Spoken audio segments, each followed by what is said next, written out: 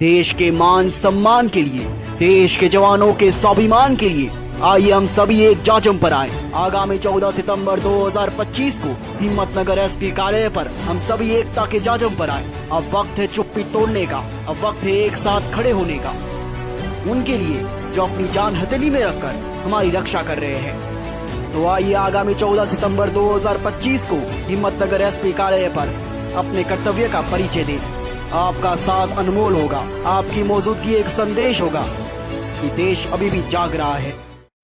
હું જય હિન્દ જય માતાજી નો હું હિંમતનગરથી પીડિત ફૌજી ઝાલા યશપાલસિંહ વાત કરી રહ્યો છું આપ સૌને સાથે।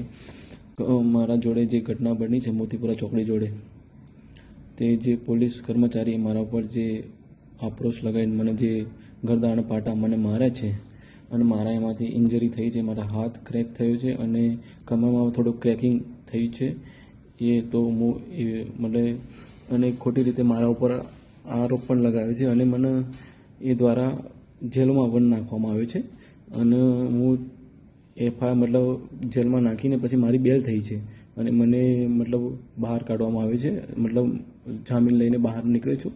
અને આ ઘટના સિર્ફ એક મતલબ અલ્ટો ગાડીના કારા કાચ લગાવેલા હતા, એ જ ઘટના છે, બીજી કોઈ ઘટના નહીં। એમાં તો આ લોકોએ કેટલો મોટો આપશો બનાવ્યો, જોને હું તો આતંકવાદી હોય અને એવો બધો આપશો લગાવી રાખ્યો છે। એટલે આ સૌને વિનંતી છે કે હું તમારી જોડે ન્યાય માગું છું, મતલબ એક ફૌજી જનતા જોડે ન્યાય માગે છે અને સપોર્ટ મને તમે કરો એવી મારી આશા છે તમને કે તમે મને સપોર્ટ કરશો। અને બધાને ખબર છે કે દેશનો ફૌજી કેટલું કામ કરે છે, ક્યાં બોર્ડર ઉપર આપી હમણાં ઓપરેશન સિંદૂરમાં પણ તમે જોયું હશે, હમણાં પણ તમે પાકિસ્તાન કે પંજાબમાં પણ તમે જોયું હશે કે મતલબ બીએસએફના જવાન કે આર્મીના જવાન કેટલા મોટું પાણીમાં જનતા જનાર્દનની સેવા કરે છે અને એ બધા જોવે છે, મારે કહેવાની કોઈ જરૂર નથી।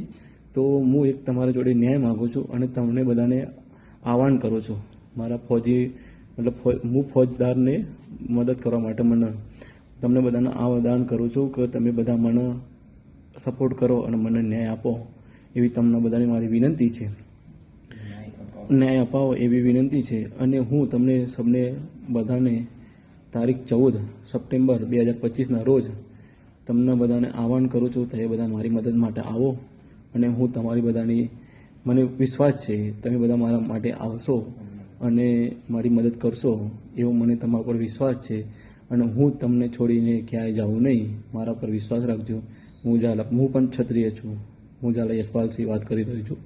હવે મેદાનમાં ઉતર્યા છે તો ઉતરી ગયા, હવે તલવાર મ્યાનમાંથી નીકળી ગઈ છે તો પાછી દાખલ કરવાની નથી।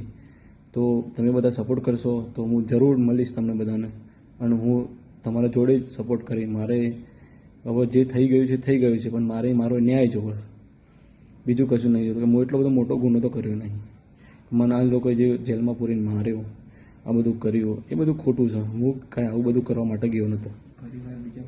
બીજા ફૌજી પણ આવું કોઈ પ્રોબ્લેમ ના થાય, આવું બધું પ્રોબ્લેમ થાય તો આ જે દેશની જનતા છે, જે ફૌજી પર વિશ્વાસ એ વિશ્વાસ બધો ઉઠી જશે। એટલા માટે હું જનતા જનાર્દનને સપોર્ટ મને કરો કે જેથી મને ન્યાય મળે અને હું આ સૌને વિનંતી કરું છું કે મને ન્યાય મળવો જોઈએ। આ તો ખોટી જ વસ્તુ છે, એમાં તો કોઈ આ છોટી વાતનો કેટલો બધો ઇસ્યુ બની દીધો છે અને આજે મારા ઉપર કેટલું પ્રેશર છે હું જ જાણું છું, બીજું કોઈ જાણતું। देश के सैनिक का ये हाल है तो आम पब्लिक का क्या हाल होगा।